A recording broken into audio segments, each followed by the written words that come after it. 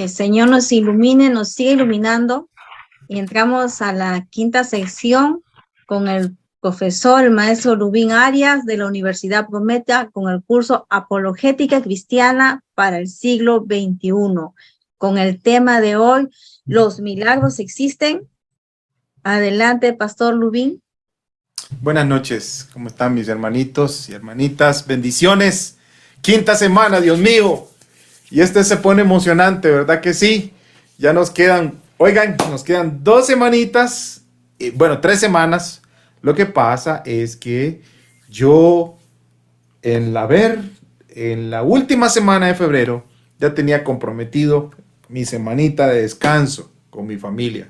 Entonces, esa semanita, pero algo les voy a compartir para esa semanita, que tenga un video. ¿Y qué es lo que voy a hacer? Voy a tomar las objeciones, o mejor dicho, las preguntas que para mí, yo criticándome a mí mismo, no siento que las puede contestar a plenitud como hubiera querido.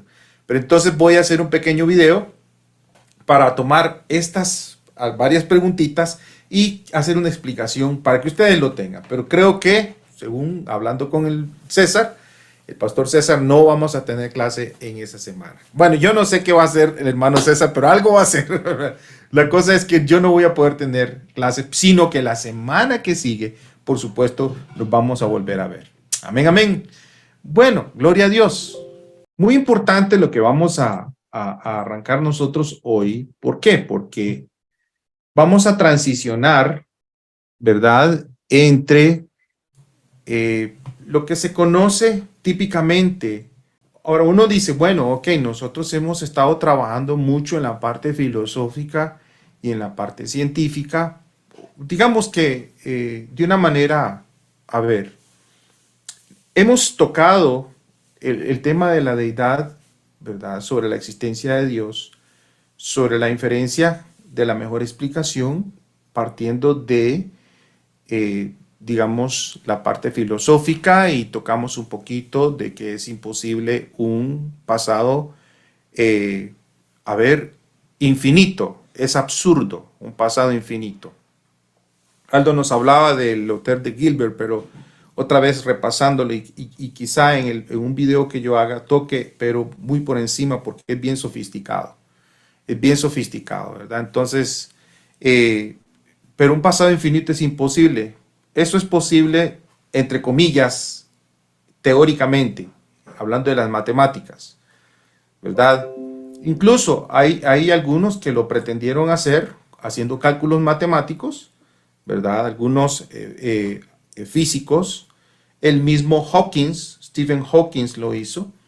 Y entonces, pero cuando se trae a la realidad, los números, ahí es donde, como decimos acá, donde la mula botó a Genaro. No existe un pasado infinito. Entonces, filosóficamente ya filósofos árabes venían planteando esto, Al-Ghazali, por ejemplo, y entonces ya a nivel científico, con el asunto del Big Bang, los postulados de Einstein ya, y también con el lanzamiento de Hubble, y antes del telescopio desde la Tierra, que hablaba sobre el Big Bang. Entonces eso llegó a ser corroborado, y entonces, como yo les mostraba, nos llevó entonces a valorar argumentos de tipo científico, ¿verdad? 2 argumentos de tipo científico: el argumento de la existencia de Dios a partir de lo que dice el universo, la cosmología, ¿no? Entonces no es tan como se solía decirse en el siglo XIX, cuando la academia, mucha de la academia, estaba dominada prácticamente por un ateísmo materialista, y entonces o los científicos adoptaban esa forma de pensar materialista, entonces sacaban completamente del escenario a una mente superpoderosa. Y aquí no estamos pandereteando, pero es todo lo contrario. Hace unos 50, 60 años, más o menos 50 años, en el campo anglo, vinieron filósofos de la ciencia y analíticos y empezaron a poner sobre la palestra, ¿verdad?, lo razonable de la existencia de Dios, a partir de lo que decía la cosmología. ¿Ok? El cosmos. Pero también vimos el segundo argumento, es que, y esto es muy fuerte, argumento muy fuerte. ¿Y por qué? Porque incluso un ateo como Christopher Hitchens, una vez un pastor de apellido Wilson, que caminó con él hasta su muerte, ¿verdad? Un pastor lindo, apologista de Estados Unidos, amigo de él. En el carro discutían cuál podría ser para ti el argumento sólido para la existencia de Dios. Él decía el del ajuste fino o la del teleología, el teleológico, que hay en el universo y la vida nos muestra ajuste fino, que prácticamente es casi que es imposible, pero imposible, casi que es imposible creer de que todo esto pudiera darse en los orígenes al puro azar. No. De ahí que, entonces, vimos estos dos argumentos. Ahora viene y vimos también el famoso argumento moral. Ahí nos están escribiendo, ¿verdad? El argumento moral es el cotidiano, ¿verdad? Tal vez usted no hable de cosmología o ajuste fino, pero así en el ir y el venir constantemente, en el diálogo de decisiones éticas y morales, si Dios no existe, los valores éticos y morales objetivos, por objetivo entendemos que son aplicados a toda persona, en toda época y en todo tiempo, esos valores éticos y morales no existirían, pero resulta que sí hay valoración de la humanidad, ética y moral. Entonces, el argumento es un modus tollens que se llama, si Dios no existe, entonces no debiéramos tener valores éticos, morales, objetivos. Otros le llaman absolutos universales. Objetivo conlleva eso, que sean absolutos y universales. O sea, no debieran haber esos juicios morales ni cosas. Y hablamos sobre el 9/11, hablamos sobre el holocausto, ¿verdad? Pero sí, la humanidad lo hace. Emite criterios que deben de ser aplicados para todos, incluyendo en el posmodernismo el relativismo, ¿verdad? Como lo estudiamos el año pasado sobre el relativismo y la moralidad, que todo es relativo. Pero ¿quién debe saber eso? Todo mundo debiera creer eso. Quieren establecer un principio para todo mundo y se contradice. Entonces, si el ser humano, si Dios no existe, no debiera tener esas valoraciones objetivas, pero resulta que sí las hay. Por lo tanto, la inferencia argumentativa directa a la conclusión es Dios existe.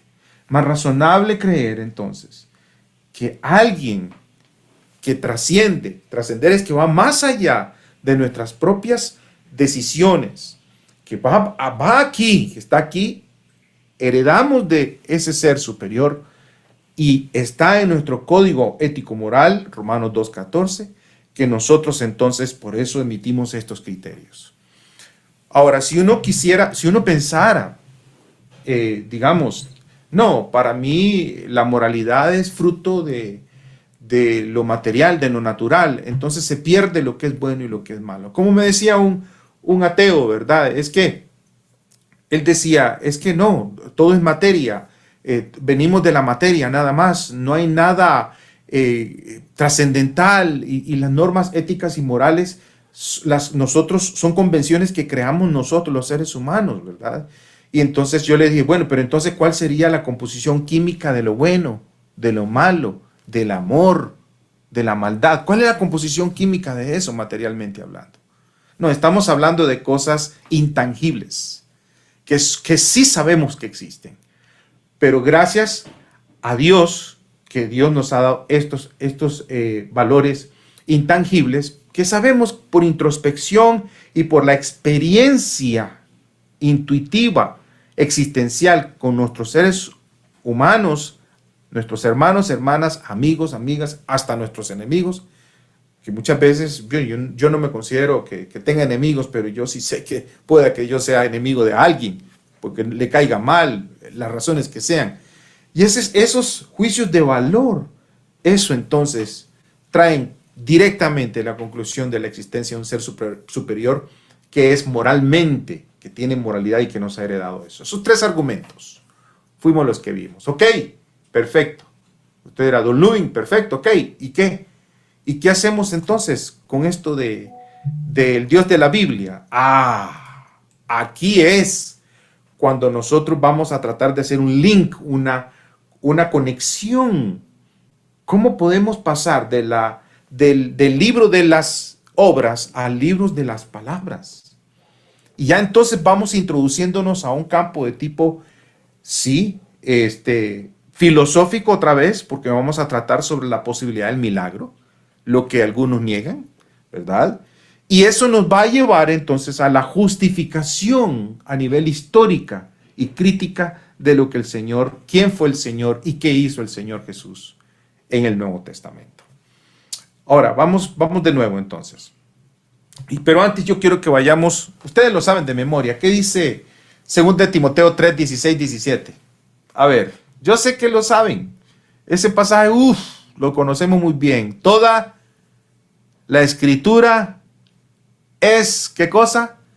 Inspirada por Dios y útil para enseñar, redarguir, corregir e instruir en justicia. Inspirada por Dios. ¿Qué hablamos de inspiración? Nosotros tenemos una presunción en la inspiración. Creemos que cuando hablamos de que la Biblia es inspirada por Dios, otra vez, entonces decimos que esto es palabra de Dios. Amén. Es palabra de Dios. Es inspirada por Dios. Entonces, cuando alguien dice, bueno, ok, es que mire, la palabra de Dios dice, sí, pero yo no creo que Dios exista. Entonces, ¿cómo voy a aceptar este libro como la palabra de Dios? Es un efecto dominó. Si Dios no existe, esto no es la palabra de Dios. Pero si Dios existe, esto perfectamente puede ser la palabra de Dios. Entonces, hay una presunción de la existencia de Dios. Pero lo segundo es que Dios de la Biblia no quedó amordazado, sino que Dios se revela. Se revela, como dice el doctor D.A. Carson en un libro tremendo que se llama The Gagging of God o Amordazando a Dios. El deísmo amordaza a Dios, lo ata porque dice que creó, deísmo, creó el universo, pero se quedó allá. Le importa poco los seres humanos, de ahí que entonces todo esto viene de manera propiamente natural. No, somos teístas cristianos. Y el teísmo sólidamente dice que Dios no se quedó calladito. Dios se dio a conocer. Y por supuesto entonces, para que eso suceda es que Dios intervino en la historia de la humanidad. De ahí lo importante de que nosotros sepamos justificar qué cosa, la posibilidad o la existencia de qué cosa, de el milagro. Toda esta introducción para entonces ubicarnos, que ya hemos visto sobre la existencia de la verdad, muy importante, pero también hemos visto sobre la existencia de Dios. Y ahora vamos con los milagros. ¿Son posibles los milagros? Qué importante es esto, mis hermanos y hermanitas. Vital, vital. ¿Por qué? Bueno, yo quiero darles una definición sobre los milagros por Francis Beckwith. Una intervención divina que sucede en contra del curso regular de la naturaleza en un contexto histórico religioso significativo. ¿Cuán importante es esto? ¿Cuán importante es esto? Porque si ustedes notan aquí, un milagro tiene la función de autenticar al mensajero. Es como cuando usted lleva una fe de vida a la embajada o usted tiene que autenticar. Usted, por favor, autentique este documento con un abogado. Perfecto. Usted lo lleva y ¿qué hacen? Dice, ponen una firma, dice autenticada, o sea, doy fe. Es confirmar un mensajero o un mensaje, lo que se ha dicho. Ahora, ya lo vimos.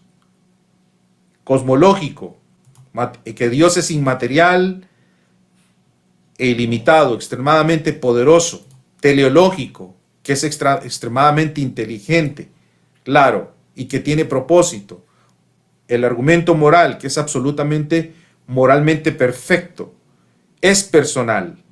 Este es el Dios del cristianismo bíblico y este es el Dios que interviene en la historia de la humanidad.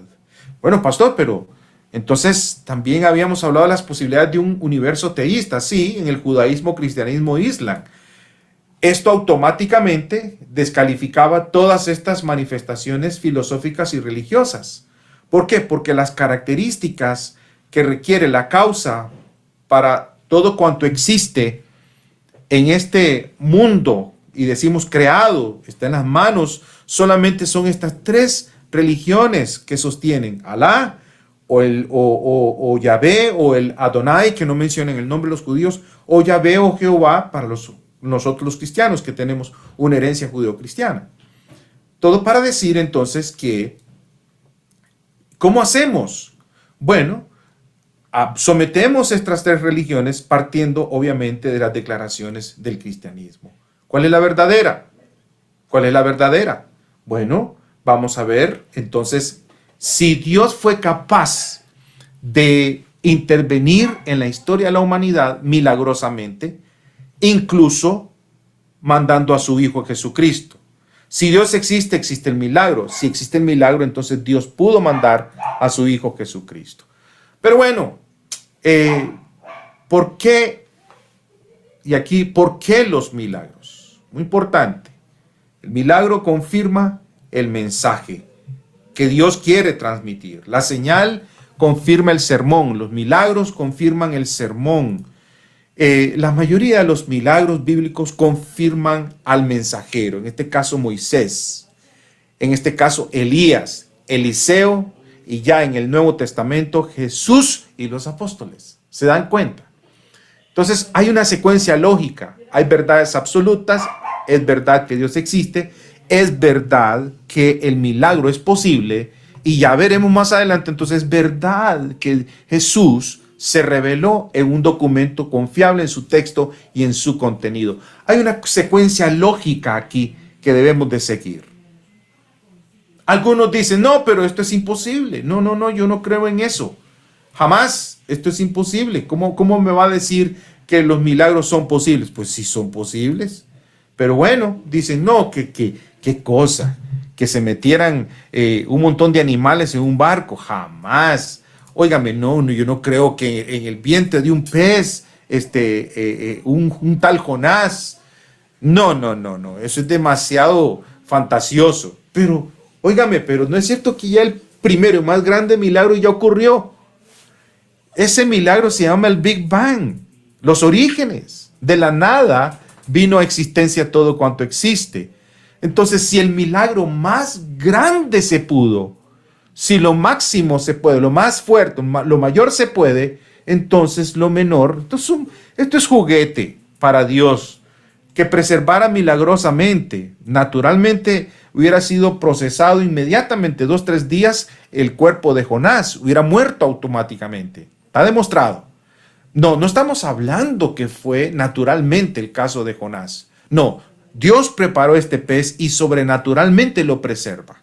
Aquí hay una intervención sobrenatural. Pero este es un queque, como decimos acá, comparado con el Big Bang, de la nada a la existencia de todo. Es un queque. ¿Y qué me dice de el arca de Noé? Bueno, cómo Dios fue capaz de jalar por parejita, ¿verdad? Según la especie en aquel entonces, y que Dios preservó este barco o esta nave, ¿verdad? Si se puede llamar así. En fin, C.S. Lewis lo decía de esta manera. Si admitimos a Dios, por eso tenemos que admitir los milagros. Claro está que al menos no estamos asegurados contra ellos. Este es el trato. Si Dios, entonces el milagro. Si Dios existe, entonces el milagro es posible. Tengo un ensayo que voy a compartirles esta semana. Escribí sobre los milagros y cómo rebatir las objeciones de David Hume, porque es ahí cuando se basan los historiadores, incluso varios teólogos bíblicos de antaño, liberales, que venían como prejuiciados con estas presunciones de algunos filósofos ateos. Este señor, que es Richard Lewontin, dice lo siguiente, y viene el prejuicio contra lo milagroso, el milagro en contra. No es que los métodos y las instituciones de la ciencia nos obliguen a aceptar una explicación material del mundo fenomenal. En este campo, el fenómeno, ¿verdad?, es la ocurrencia dentro de la naturaleza. Hay una ocurrencia, algo sucede en este campo natural y eso se le llama el fenómeno. No es que los métodos y las instituciones de la ciencia nos obliguen a aceptar una explicación material del mundo fenomenal, pero por el contrario, que estamos obligados por nuestra adhesión a priori, palabra dominguera, sin evidencias, dice, nuestra adhesión a priori a las causas materiales, porque no podemos permitir un pie divino en la puerta. Esto es lo que se conoce, queridos hermanos y hermanitas, así se los voy a decir, esto es lo que se conoce como, es un naturalismo filosófico, y eso se estudia, yo lo estudié en el campo de la epistemología. Naturalismo filosófico es que todo tiene que caber única y exclusivamente dentro de una caja. Obvio, si Dios no existe, todo es materia, entonces todo fenómeno que suceda tiene que ser buscado. En la ciencia es efecto causa. Efecto causa. La causa tendría que ser necesariamente material. Pero es poco probable que en realidad todo tenga que ser justificado por una causa natural. No. Y aquí hay un prejuicio. Esto se llama, no es un método, no es un método, no es un naturalismo metodológico, que queremos ver una causa dentro de la naturaleza, entonces aplicamos una metodología para buscar una causa material. No, es un naturalismo filosófico, porque están obligados prejuiciadamente a que solo tiene que ser una causa material todo lo que se vea reflejado en la historia. Y este señor, David Hume, él trataba, ¿cuál trataba? Él, según él probó que sobre los milagros que no pueden ser creíbles. No decía que no existían, simplemente decía que son poco probables. Y con base en estas declaraciones, muchos historiadores, mucha de la academia hoy se compró esta presunción filosófica. Según él, la ley natural es por definición una descripción de una ocurrencia regular. 2. Un milagro es por definición una ocurrencia rara. 3. La evidencia para lo regular es siempre mayor que la evidencia para lo raro. Otra vez. 4. Un hombre sabio siempre basa su creencia en la mayor evidencia. Y 5. Por lo tanto, un hombre sabio nunca debe creer en milagros. Otra vez. La ley de la naturaleza es una descripción de una ocurrencia regular. Él parte entonces como pensando como en una maquinaria material, el universo, entonces, que está regida por leyes estrictamente, completamente regulares, totalmente, de causas A, B, C, D. No conocía, por supuesto, la nanotecnología o lo que se llama a nivel subatómico, ¿verdad? En el quantum, que le llaman, la física cuántica, que las ocurrencias son interesantes ahí, ¿verdad? Siempre se mantiene la física de Newton, que es lo que conocemos hoy, pero a nivel cuántico, subatómico, es muy interesante. Tiene ahí las leyes, hay ciertas leyes que se asustaría Hume aplicadas ahí. aunque tenemos todavía la física de Newton en varias cosas, la ley de gravedad, entre otras cosas. Entonces, él veía una caja natural y material, el universo. Y eso tiene leyes que tienen ocurrencias regulares. Pero lo que se dice del milagro es una ocurrencia que no es regular, es rara. Entonces dice, la evidencia para lo regular es siempre mayor que la evidencia para lo raro. O sea, si alguien dice que esto fue un milagro, pero yo tengo una evidencia aquí de milagro y yo tengo 100 de lo natural, entonces yo voy a basar siempre, dice el hombre sabio, va a basar, ¿qué cosa? Su creencia en lo regular, no en lo raro, según él, ¿verdad? Por lo tanto, un hombre sabio nunca debe creer en milagros. Esto ha sido rebatido contundentemente por filósofos no cristianos.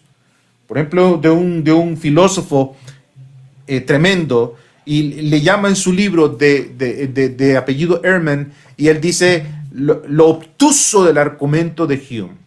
Porque este argumento que Hume plantea, y que yo he escuchado, y que uno lee en los libros, y que se niega lo milagroso, relegándose a lo mitológico, tiene grandes falencias. Dice, bueno, esto es una evidencia extraordinaria. Lo extraordinario, un fenómeno extraordinario, la sanidad de un ciego, por ejemplo, que levanten de los muertos, que caminara sobre las aguas el Señor Jesús. Bueno, declaraciones extraordinarias requieren evidencia extraordinaria. O sea, necesitamos recurrentemente evidencias extraordinarias para que no sea raro, sino que sea un fenómeno regular, aunque sea extraordinario. Sí, pero ¿qué quería decir? ¿Qué se quiere decir con extraordinario? Milagroso. El requerir evidencia milagrosa para corroborar milagros resultaría en una regresión infinita con cada milagro requiriendo otro milagro. Si según Hume en la naturaleza entonces debemos de creer en la ocurrencia regular, entonces debemos de meter lo milagroso a una ocurrencia regular. Pero la pregunta es, pero ya deja de ser milagro entonces. Repetible. Ningún evento pasado como tal es repetible. Ninguno. Eventos pasados se conocen mediante ciencia forense. Sí, el Big Bang, entre otras cosas, como lo vamos a ver, los científicos que rechazan los milagros no tienen problemas en aceptar otros eventos pasados extraordinarios, no repetibles. Aquí está el Big Bang y la generación espontánea de la vida. ¿Y por qué no la resurrección? Más que normal, queremos decir con evidencia extraordinaria. Pues eso es exactamente el tipo de evidencia que tenemos. ¿Por qué? Porque aquí viene la respuesta de varios filósofos en cuenta entonces, objetando el planteamiento de Hume. La evidencia para eventos regulares no es siempre mayor que la evidencia para lo raro. No es cierto. ¿Por qué? La teoría del Big Bang no es basada en eventos regulares. No, el Big Bang, hablándolo filosófica y científicamente, fue un solo evento. Crear de la nada la existencia, un milagro. Eso no sucede constantemente como para que Hume diga, bueno, estoy convencido entonces de que esta es una evidencia, que tiene que haber recurrencia para yo creer en algo, tiene que darse constantemente. No, el Big Bang se dio una sola vez y es evidencia. Y el hecho que se haya dado una sola vez es más que suficiente y que no niega lo importante de ver eventos regulares a través de la historia, por supuesto, dentro de esta naturaleza o esto creado por Dios. Pero vamos de nuevo, estas son cosas que sucedieron, científicamente corroborado, y que no es algo regular, algo que pasó, sucedió una sola vez. El origen de la vida, origen de la vida en la tierra no ocurre regularmente. Solo una vez se dio el origen de la vida. A partir del origen de la vida, entonces ha venido ¿qué cosa? Si se asumiera la teoría de la evolución, es que ha venido la selección natural y ha habido cambios, etcétera. Si se asumiera, aclaro muy bien. Entonces, pero fue a partir de una vida. Solo una vez fue de la nada a existencia la vida. Entonces, ¿cómo es, Hume? ¿Cómo explicarías eso? No es constantemente que se están dando el origen de la vida como para que haya un registro constante y yo creer en una ocurrencia regular. No, hay cosas que solo se dieron una sola vez. También, si fuera verdadera la macroevolución, hay que diferenciarla de la microevolución. Y evolución es cambio, microevolución. Otros le llaman microadaptabilidad. Se entiende microevolución como los cambios inteligentemente, la adaptación de los seres vivos y nosotros también, y que nuestro ser se adapta al ambiente. Y entonces lo que hace es simplemente eso, adaptarse, acondicionarse, porque hay un diseño inteligente en nosotros. Algunos toman eso, eso es verdadero, eso es científico, la microevolución, no por mutaciones, sino inteligentemente captamos el medio ambiente y el ser humano inteligentemente en su código genético logra entonces percibir el medio ambiente y generar en la futura generación las mejores condiciones para poder, ¿qué cosa? Adaptarse a ese medio. Y eso no es al azar, eso es inteligentemente. Pero algunos extrapolan o toman este ejemplo y entonces lo pasan aquí a la macroevolución. Y es ahí cuando quieren aplicar que entonces en ese árbol darwiniano, escúchelo bien, y entonces con algunos, tenemos algunos antecesores, supuestamente, entre ellos, no todos, pero entre ellos el primate, entonces nosotros nos convertimos en seres homínidos o seres homo sapiens o seres humanos. Pero eso es una extrapolación de la microevolución. La microevolución es científicamente comprobable, que es microadaptabilidad, inteligente dentro de la especie. La macroevolución, de ser verdadera, era irrepetible. Eso es irrepetible, porque si sucedió, solo sucedió una sola vez. Si hubiese sido verdad, otra vez, en el supuesto. Toda la historia de la Tierra no se puede repetir. Entonces el planteamiento de Hume es falaz. ¿Está lleno de qué? Está lleno de huecos, está lleno de contradicciones. Y es un poco entendible que Hume, él era ateo y él entonces no era muy afín con la Biblia. He leído sus pensamientos con respecto al Antiguo Testamento, etcétera, ¿verdad? Y bueno, y él elabora desde la parte filosófica, pero entonces la imposibilidad del milagro. Pero en el mismo campo filosófico, hermanos y hermanitas, se ha rebatido este criterio, este pensamiento. Porque si no es verdad lo que dice Hume, puesto que un milagro es una ocurrencia sobrenatural que se mete dentro de las leyes y las leyes se ajustan a la intervención de Dios, porque si Dios existe, puede existir el milagro. Entonces, claro que eso podría entonces respaldar, ¿qué cosa? La serie de eventos milagrosos, tanto del Antiguo como del Nuevo Testamento. Ahora, nosotros tenemos que tener mucho cuidado de que de una forma muy, ingenua, naive, hay un término en inglés, naive es ingenuo. Muchas veces a todo le llamamos milagro. Sí, a todo. Y no necesariamente tiene todas las condiciones, estas cosas como las anomalías. Hay anomalías naturales, la magia, los efectos psicosomáticos, enfermedades psicosomáticas, o lo que se llama la sanidad psicosomática, ¿verdad? Con el efecto del placebo, o las señales satánicas incluso, ¿verdad? O también eventos providenciales que se dan dentro de la naturaleza o de la historia, eventos providenciales.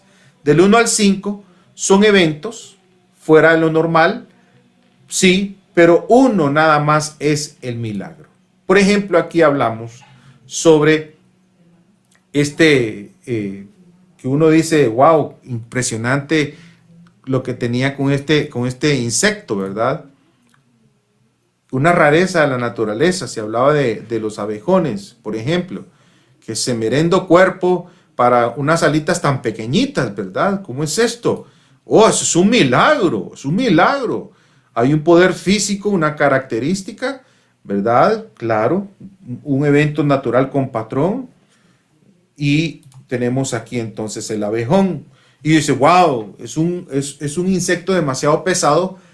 Solo un milagro puede hacer que ese insecto pueda volar. No, no, es una rareza, se ve raro, pero se pudo estudiar el abejón y, digamos, sus características, aunque tuviese alitas pequeñas, la fuerza que tiene, etcétera, se ve anómalo, pero es algo normal dentro de los insectos. La magia. ¡Wow! Increíble, ese hombre hace milagros. Me acuerdo de Simón el mago, ¿verdad? Que pagaba para que le dieran el don del poder que tenían los apóstoles. Porque él, ¿qué hacía? No es un milagro, es magia. La magia es destreza de manos, con el poder humano, con características no naturales. El hombre controla, ¿verdad? Entonces, a disposición del hombre, manipulando con trucos la mente humana. Y tenemos aquí entonces el conejo en el sombrero. Eso no es milagro, no lo es. ¿Y qué me dicen entonces, digamos, de los efectos psicosomáticos? Interesante, porque en la homeopatía hay muchos homeópatas que lo que hacen es el efecto placebo. No todos, conozco algunos que sí han estudiado y que sí han investigado, por ejemplo, ciertas sustancias en la naturaleza que pueden ser afín al sistema inmunológico, y pues se llama homeopatía. Es esa cura por medio del mismo cuerpo, porque entonces ingresa al cuerpo algo que le pueda asumir el sistema, y que toma el sistema, el mismo sistema puede traer la salud en el cuerpo, ¿verdad? Valga la redundancia.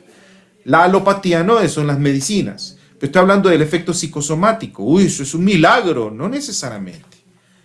Tenemos casos de predicadores que han llegado a países, llegaron a Nicaragua, por ejemplo, Benny Hinn, de antaño, esto es de antaño, que una señora que estaba ahí se levantó, ¿verdad?, de la silla de ruedas, pero después lo estaban demandando, según me habían dicho, ¿verdad? No lo corroboré, pero sí lo escuché por varias personas que lo estaban demandando porque la señora sí se levantó, pero se cayó y se quebró.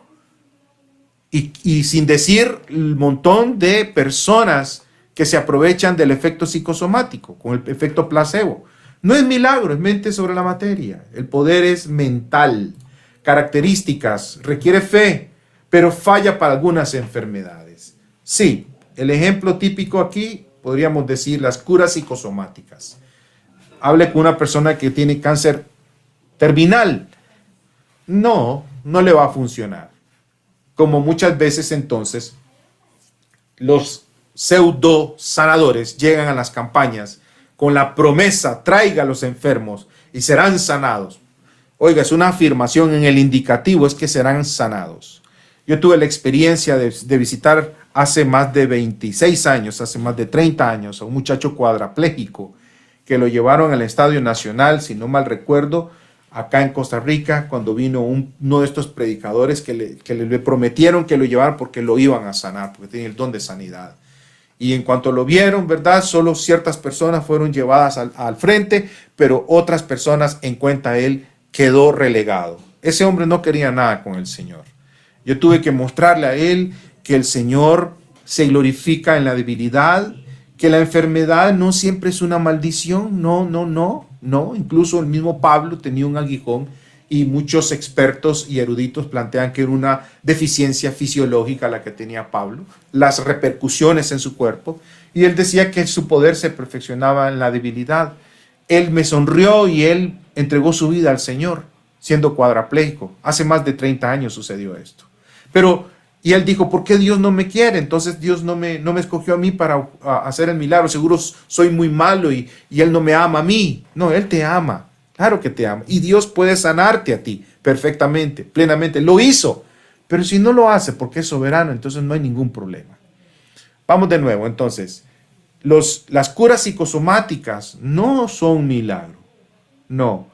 Que en cuanto a las señales satánicas, y en esto es la posición de Geisler, ¿verdad?, de que las señales satánicas, si bien hay un efecto sobrenatural, lo milagroso debe ser atribuido solamente ¿a qué? A Dios.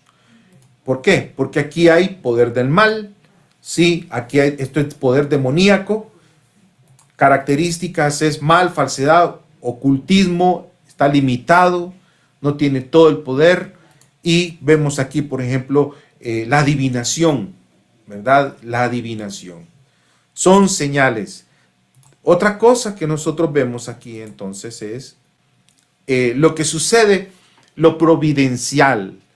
Hay ciertas cosas ajustadas dentro de la naturaleza y el curso histórico de la humanidad que fue prácticamente en cierta medida preordenada o preestablecida, ¿verdad? Y es interesante que en Normandía o cuando en ciertas guerras, por ejemplo, vino una neblina, ¿verdad? Y después se disipó. ¿Y cómo es posible que vino una neblina y después se disipó? Y dicen, bueno, esto es milagro de Dios. Bueno, aquí hay algo providencial. Sí, eventos preordenados con el poder divino, claro que sí. La característica es que se puede explicar naturalmente en el contexto espiritual. Y tenemos la neblina en Normandía. Entonces, del 1 al 5, tenemos eventos, ciertas cosas que se dan, que perfectamente podrían tener una explicación meramente natural. Claro que sí.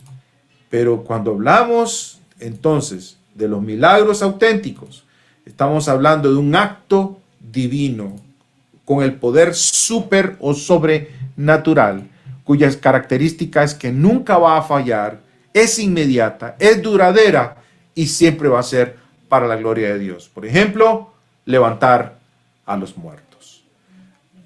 Esto es, a grandes rasgos, hermanos, entonces, lo que implica cuando hablamos de el milagro auténtico. Si Dios existe, el milagro es posible. Claro que sí. Aquí en una tabla comparativa, ¿verdad? Descripción, poder, características.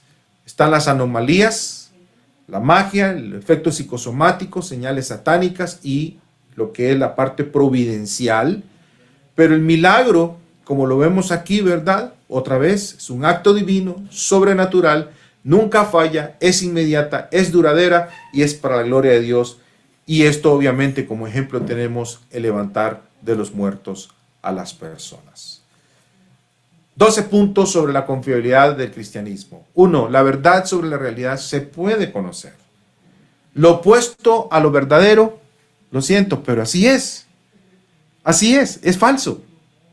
Es verdad que el Dios del teísmo existe, y si Dios existe, entonces los milagros son posibles. Los milagros pueden ser usados para confirmar un mensaje de Dios, ejemplo, como un acto de Dios para confirmar una palabra de Dios.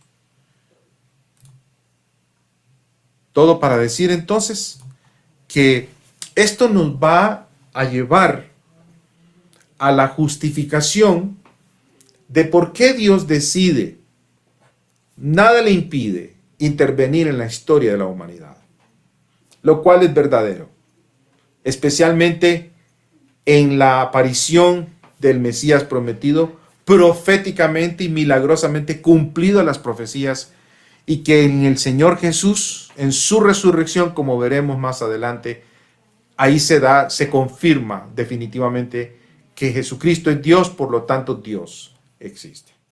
Dice, cuando el Creador plasma en el libro de Génesis la frase, en el principio creó Dios. En mi perspectiva, esta es una verdad absoluta. Entonces, argumentar acerca de un pasado infinito, a mi impresión, es un poco riesgoso. Ok, nosotros tenemos que, debemos de ser consecuentes con los campos que estamos tratando, ¿ok? La declaración de Génesis 1:1, por ejemplo, en el principio creó Dios los cielos y la tierra. Es una revelación súper impresionante. Claro que es una revelación súper impresionante. ¿Por qué? Porque competía y es un protohistoria. El Génesis, desde mi perspectiva, no pretende ser un tratado científico de los orígenes, pero sí declara verdades científicas dentro del tratado que se da. Ok, entonces nosotros tenemos que saber responder desde ambos campos, desde el campo bíblico teológico y también saber cuál es el estado de la cuestión hoy por hoy que puede respaldar desde el libro de las obras eso que vamos a afirmar. Entonces en la Biblia, obviamente, si dice en el principio creó Dios los cielos y la tierra, obviamente está diciendo de que hubo un principio del tiempo, el principio del espacio y hubo un principio de la materia. Ok, eso dentro de una perspectiva, cuando yo analizo, es una declaración de Dios que no pretende ser un compendio científico, pero que declara verdades científicas. Entonces, dentro de lo que entiendo la protohistoria, ¿verdad? Que es una historia primigenia, es una declaración de Dios revelado. Entonces yo puedo pensar de que, wow, tiene razón la palabra de Dios. De hecho, yo lo dije, ¿verdad? En la exposición con respecto al argumento cosmológico, que hubo alguien que dijo que cuando llegó a la cúspide toda la ciencia y todo el desarrollo cosmológico, cuando llegan a la cúspide se encuentran que ya allí estaban asentados, allí estaban ubicados un grupo de teólogos, porque se habían agarrado de la verdad bíblica de la protohistoria revelada por Dios. Entonces, requerimos ser cuidadosos. ¿Qué dice la ciencia? La ciencia nos habla de que el universo tuvo un principio. Todo lo que tiene un principio tiene una causa. El universo tuvo un principio, por lo tanto el universo tuvo una causa. Y esa causa no pudo haber sido ni material, o sea, fuera de la materia que trascendiera el espacio, óigalo bien, y atemporal. ¿Y cuáles son las condiciones que más se ajustan a esta causa eficiente que se deriva como la mejor explicación a nivel filosófico y científico? Dios, el Dios de la Biblia. Tenemos que saber no combinar, sino respaldar científica y filosóficamente quizá declaraciones reveladas por Dios en el libro del Génesis. ¿Ok? Entonces, sepamos dialogar en cada campo.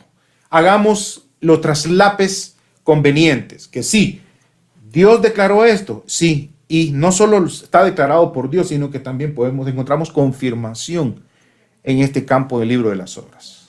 Seguimos. Muy bien, hay una segunda intervención de la misionera Fanny. Dice, el hecho de llamar sabio a un intelectual es erróneo. Lo correcto sería llamarle un hombre inteligente.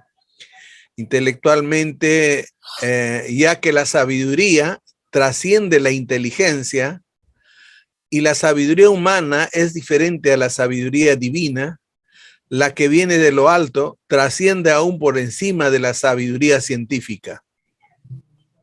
Históricamente hablando, sí, históricamente hablando. Porque esta sabiduría no es la que desciende de lo alto, sino terrenal, animal, diabólica. Libro de Santiago. Ok. Bueno, alguien podría objetar a mi amada hermana, haciendo como dicen, ¿verdad? El abogado del diablo, y perdónenme que lo diga así. Que diría, pero entonces sí, usted mencionó que hay sabiduría humana. Primero dijo que no se debiera llamar sabio, pero usted en su declaración menciona que sí hay sabiduría humana. Entonces sí se le puede llamar a la gente sabia, solo que son sabios humanamente hablando. Primer contradicción.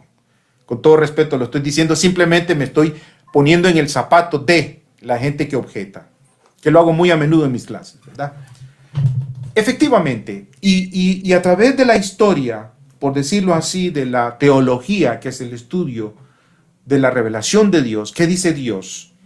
A través de la historia se consideró por ejemplo, la teología como la madre, la reina de las ciencias, la reina.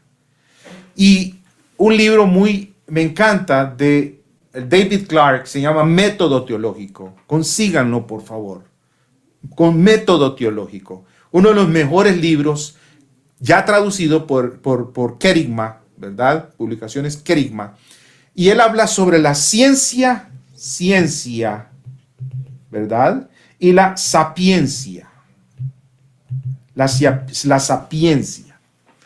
Entonces, y por favor, entiéndanme que no solamente estamos hablando un tratamiento por parte de teólogos cristianos, no. Incluso ya algunos filósofos, por ejemplo Aristóteles, da vestigios, por ejemplo, de una sabiduría trascendental.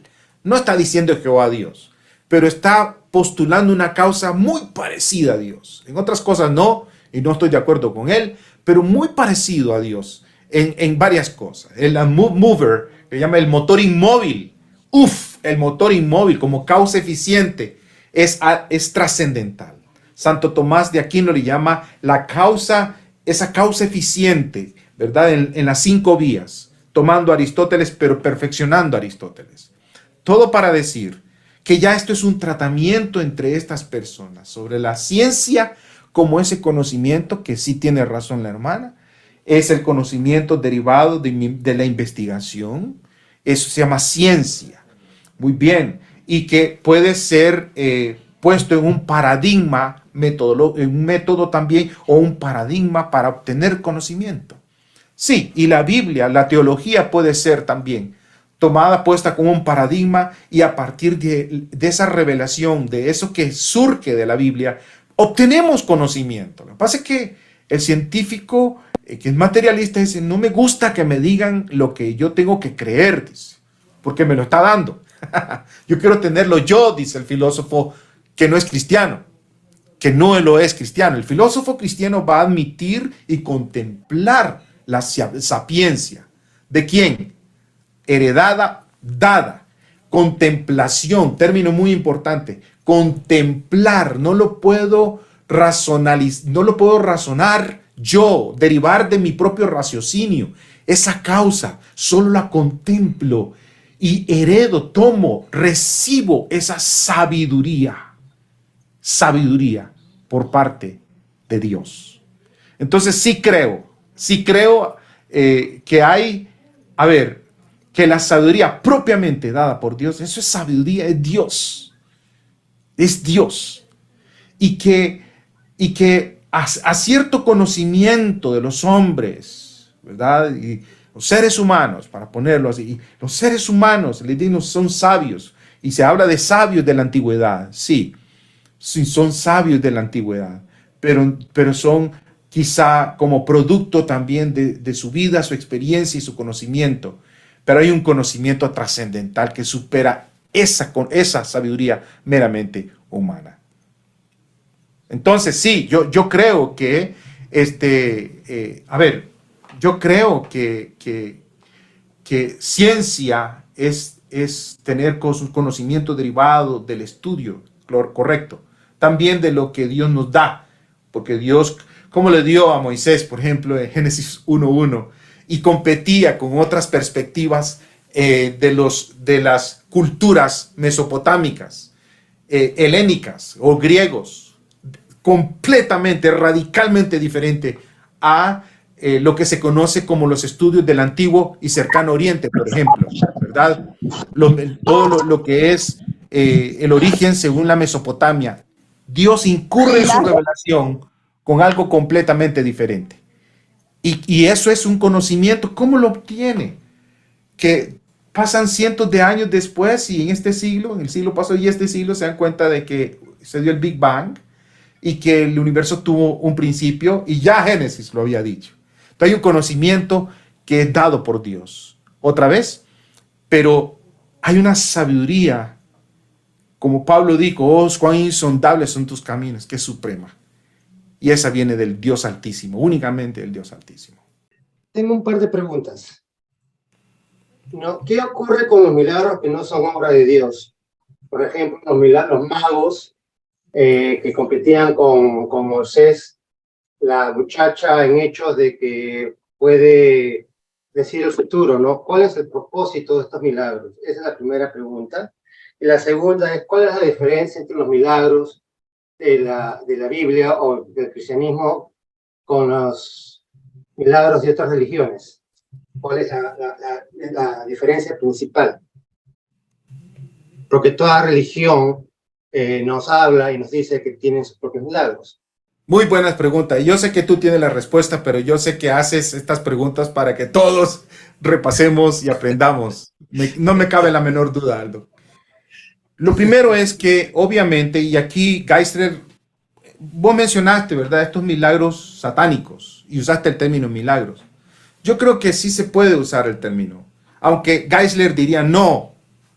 Por milagro solamente es su intervención divina completa, inmediata, con un propósito que rinda honra y gloria a Dios. En cambio, la adivinación, el caso de que nosotros vemos el libro de los Hechos, ¿verdad? Que para dejar buenas ganancias, entre otros, este tipo de señales o de ocurrencias, esto tiene un origen satánico. O sea, tiene un origen satánico. Veamos a a Moisés. Venía un milagro y ¿qué pasaba? Que los brujos estos hacían sus milagros o hacían sus señales también. Claro, ¿con cuál poder era el poder de Moisés? Con el poder de Dios. Y esto lo hacían con el poder de Satanás, del enemigo, oculto. Y sí existe, por supuesto. Pero el propósito de Dios tiene un propósito de rendirle honra y gloria, son completos, son efectivos, son inmediatos, etc. En cambio, el otro, pues la diferencia, estamos hablando de diferencia, es que los otros son por el poder de Satanás, con el propósito de ¿qué cosa? De desviar el camino, el propósito por el cual Dios hace para confirmar al mensajero y el mensaje de Dios. No, yo lo hago, pero no confirmo ese mensaje, confirmo el mío. Son incompletos, traen calamidad, ¿verdad? Porque está comprobado que quien se acerca y pide del diablo, y Dios le da, el diablo le da, pero también el diablo ¿qué hace? No se queda quieto hasta matar, robar y destruir a la persona. Entonces, no superan, por supuesto, al poder del Señor. En absoluto lo superan. Eso en cuanto a las diferencias con respecto a los milagros auténticamente por parte del Señor y las señales satánicas. Hay que tener mucho cuidado con esto, ¿verdad? Dos, sí, Aldo, y esto es un tema bien largo y yo siempre lo recomiendo que en los libros de Lee Strobel también, en Lee Strobel, y hay gente tan especializada como Edwin Yamauchi, por ejemplo, un japonés que era un erudito y él investigó lo que son las religiones mistéricas, y que también esa objeción que plantea Aldo, que hizo la pregunta cuál es la diferencia, pero son objeciones. Ya que ustedes los cristianos hablan de milagros, pero hay otras religiones que también tienen milagros. Bueno, cualquiera puede decir que tienen milagros, otras religiones que han hecho milagros, pero entonces demuéstremelo. ¿Cuál es la evidencia? ¿Cuál es la evidencia? Es el registro. ¿Ese registro es confiable? ¿El registro es confiable? Y cuando decimos que es confiable en su texto, el documento en el cual está registrado, 1 y 2, es que realmente se dice, pasó lo que se dice que pasó. Y esa es la gran diferencia, incomparable a nivel crítico textual como testimonio registrado en el Nuevo Testamento. Es incomparable el registro de los milagros hechos por el Señor. ¿Me explico? Entonces, es la confiabilidad de las fuentes, de las cuales se dicen que en las otras, por lo menos hablando de las religiones pasadas o hace años, o lo registrado, históricamente hablando, ¿verdad? Ya que nosotros hablamos de registro de la Biblia, también otros tienen registro. ¿Dónde están? Comparemos. Y ahí cuando son no tienen el peso que tiene el registro de los milagros de la Biblia. es incomparable en cuanto a esto. Mi pregunta es, en cuanto en la Biblia se encuentra la palabra sobrenatural y sabemos que Dios dice es todopoderoso, ¿no? Dios es omnisciente, omnipresente, omnipotente. Por ejemplo, al hacer un milagro, esto implica, ¿no?, que Dios actúa. Es un hecho que, ¿no?, inexplicable por las leyes naturales. Se atribuye a la intervención, para mí, de la omnipotencia de Dios. Ahora, cuando se habla sobrenatural, es ya una palabra, por ejemplo, esotérica, ¿no? Quienes lo utilizan, los brujos, curanderos, el ocultismo más que nada. Y la palabra supernatural, hasta rockeros, ¿no? Entonces, no sé cuál sería la diferencia de decir lo sobrenatural. Dios está por encima de todo eso, ¿no? El poder de Dios. Y que Dios se manifieste en los milagros. Y por otro lado, el enemigo también, bueno, se puede decir que hace milagros, pero ahí ya entra todo lo esotérico, ¿no? Y para mí, mi posición es, en la Biblia no encuentro la palabra sobrenatural. Y ahora ya en las iglesias se ha metido también ese asunto de lo sobrenatural, ¿no? Esa es mi pregunta, pastor. Sí, la pregunta sería si sobrenatural es una palabra correcta para mencionar. Hay palabras que no, a ver, hay palabras que no, tal vez no aparecen en la Biblia, pero el que no aparezca no significa de que no haya, no se puede derivar un concepto. Y usted dijo, por definición al final, Dios está sobre todas estas cosas. Como definición, lo sobrenatural es estar sobre todas las cosas naturales. Y ese es Dios. Entonces, la palabra obviamente lo usan los esotéricos, lo pueden usar los rockeros, pueden usar quien le dé la gana puede usar. El mismo diablo toma las cosas. Pero son palabras usadas. En la Biblia habla de señales y prodigios, señales y prodigios, Claro. que son señales milagrosas, son prodigios que hechos por Dios, por el poder de Dios, que por inferencia uno diría que es el actuar de Dios que va más allá de lo humano, de lo natural. El término correcto para eso es lo super o sobre, lo que está sobre lo material. O sea, el hecho que lo usen otros no significa que eso esté malo. No. Entonces, Ahora, por ejemplo, la Trinidad, yo le pregunto, ¿la Trinidad está en la Biblia como término? No. El concepto sí está, que es claro. triuno, pero la O sea, Trinidad para como mí término también, no está en la ahí, Biblia. bueno, Dios Entonces, actúa de tres maneras, ¿no? exacto, Porque se exacto, pero la manifiesta Trinidad como como Padre, término, sí, Hijo y Espíritu Hijo Santo, pero y no está Espíritu la Santo. palabra Trinidad. Exacto, pero no importa. Ahora usamos la Trinidad para referirnos a Padre, Hijo y Espíritu Santo, que los tres son tres personas, pero un solo Dios. Bueno, se deriva por la implicación, el concepto que sí está en las Santas Escrituras.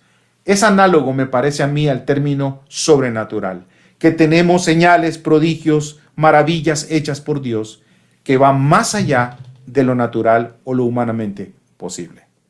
Referente a lo que dijo Rab Shaul, pues, ¿no? Que es el apóstol Pablo, él decía que el evangelio no consiste en palabrerías, sino en el poder de Dios. Pero nosotros ahora actualmente, creo que casi todos conocemos la secta Dios es Amor, la que está en la avenida Arica, que se caracteriza por manifestar sanidad, milagros en sus reuniones.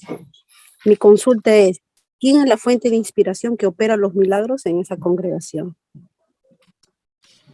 Bueno, yo no conozco la congregación, yo no sé. Sinceramente, yo no quisiera hablar desconociendo. Ustedes son los que saben, pero yo sí voy a decir lo siguiente.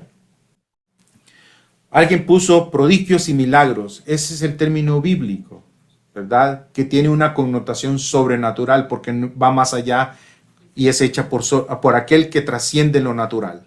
Es nuestro Dios verdadero. Por supuesto que sí. Ahora, Vamos de nuevo. No sé nada de esta iglesia. No sé. Y sería irresponsable referirme a ella desconociéndola. Ustedes saben más que yo.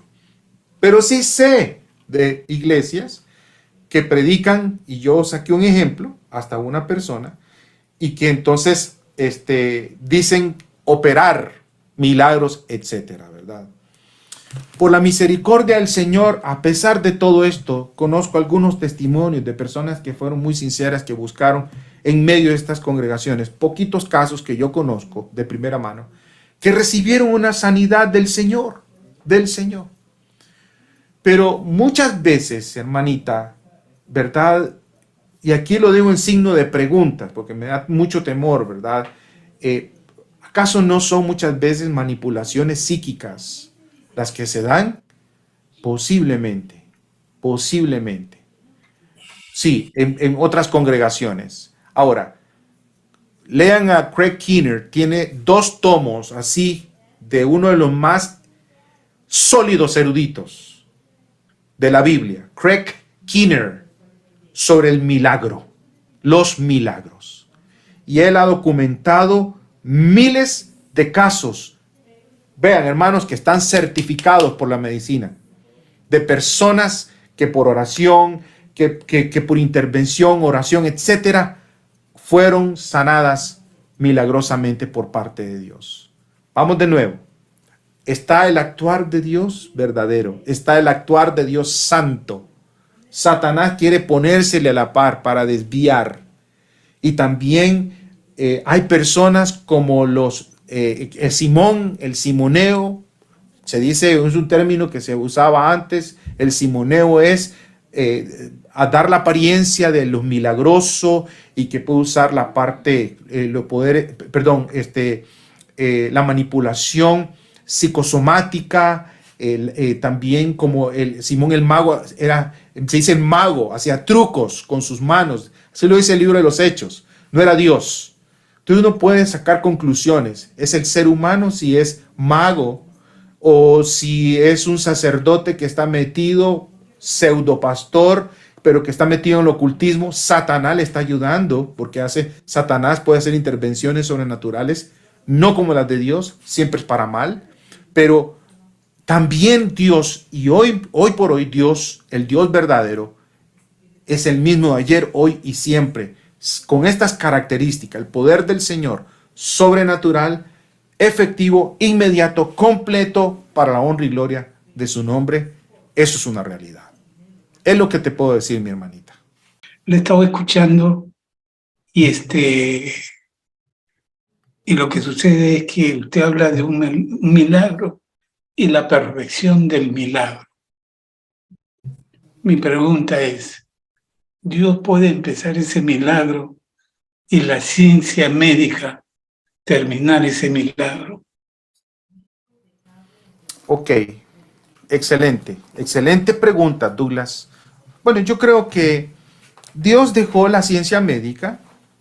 De hecho, el apóstol Pablo tenía un compañero misionero que se llamaba Lucas.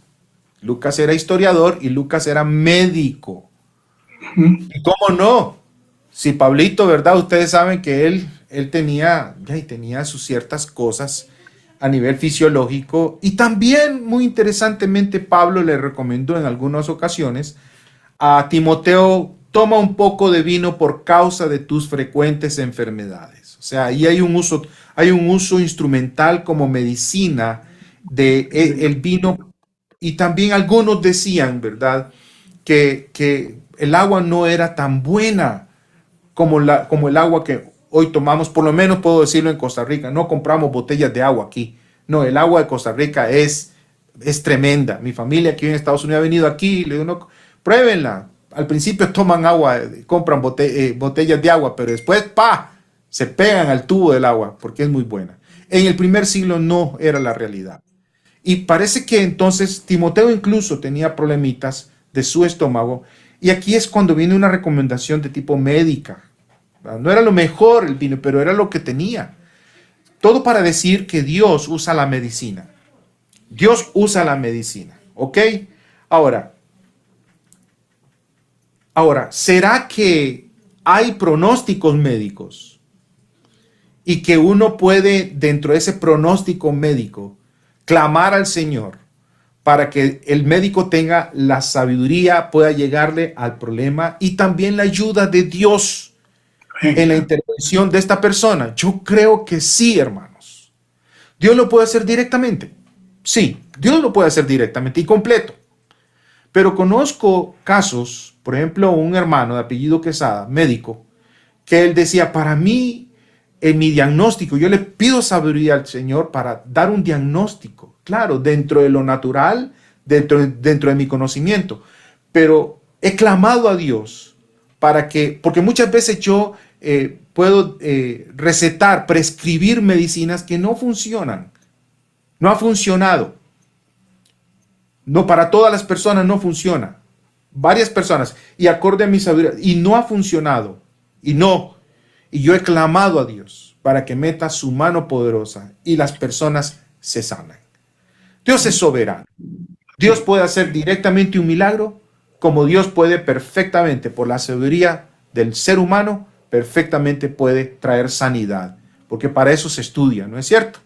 Para eso se estudian las causas, natural.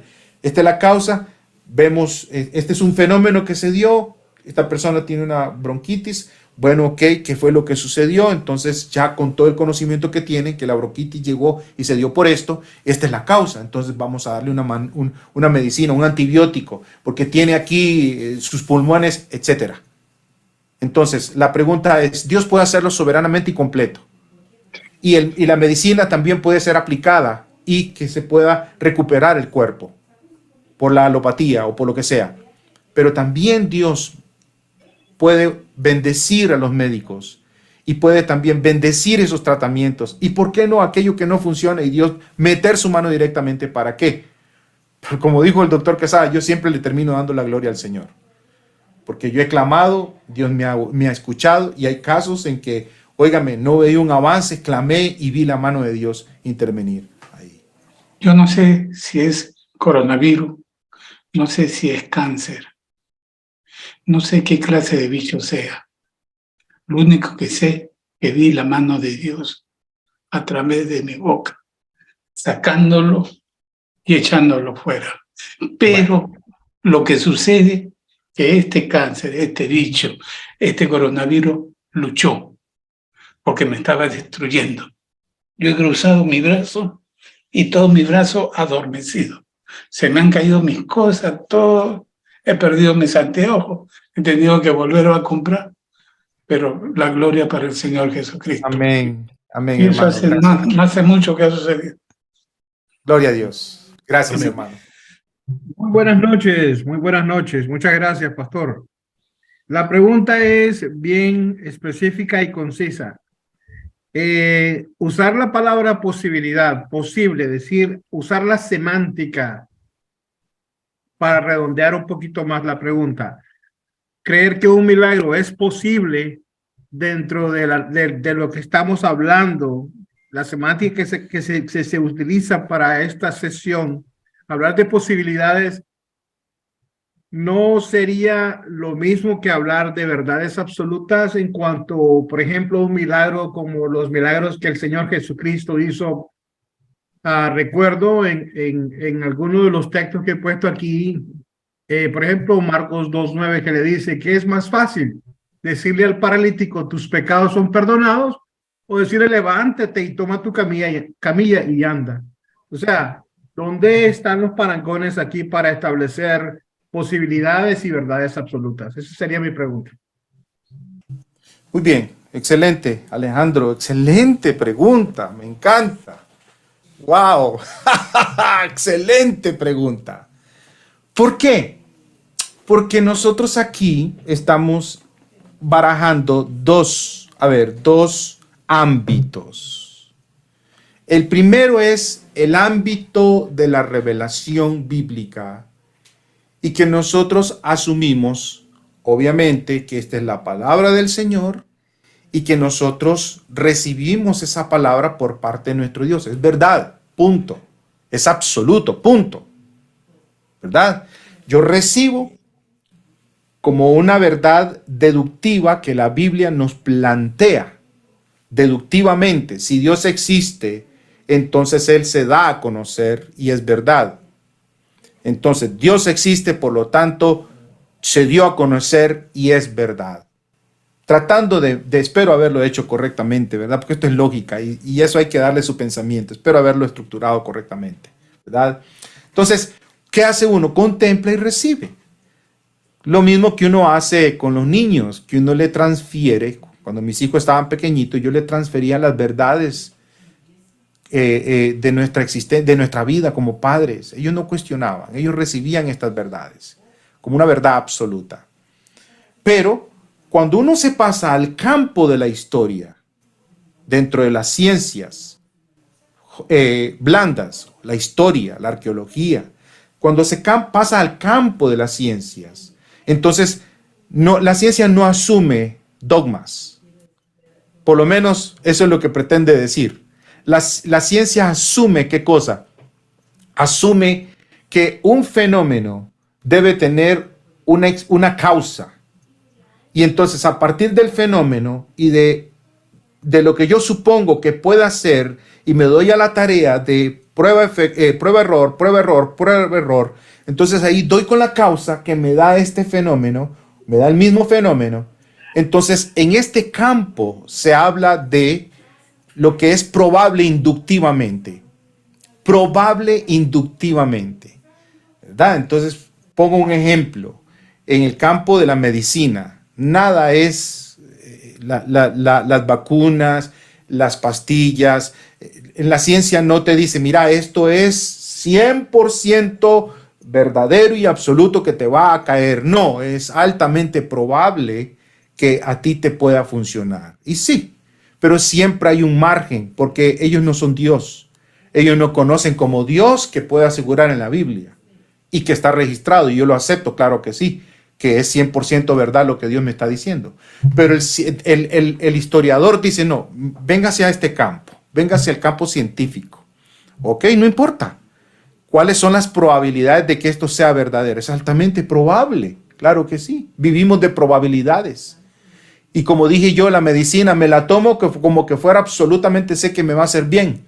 Aunque en el campo científico no hay nada absoluto, sino que es altamente probable. En el campo histórico, que es diferente al método inductivo, que es el que se aplica en las ciencias duras, pero en el campo histórico, en la geología también se da, pero en el campo histórico se va hacia lo que es razonable, lo que se plantea como, como posible. Es posible que haya pasado esto. Y esto es natural, esto es normal. Los historiadores lo plantean. En este campo es lo razonable, es el método abductivo. En ciencias duras es el método inductivo, es deductivo e inductivo. Pero en el campo histórico es el abductivo, es razonable.